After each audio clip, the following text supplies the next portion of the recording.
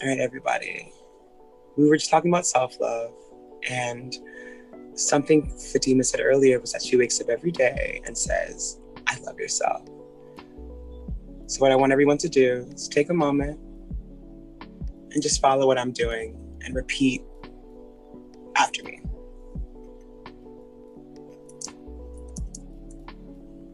I love my face.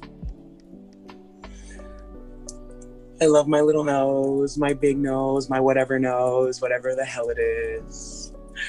I love my eyebrows. I love my little edges of my hair. I love my neck because it allows me to speak and open up pathways of conversation.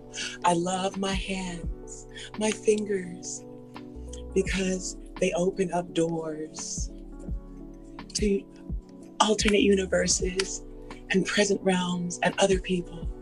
I love my arms just because they're long and expansive.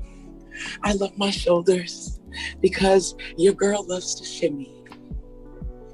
Yes, okay, come on, y'all. You gotta shimmy, okay? I love my knees because, they bend and they keep me functioning. I love my legs because they're cute. You feel me? Like, love all of me.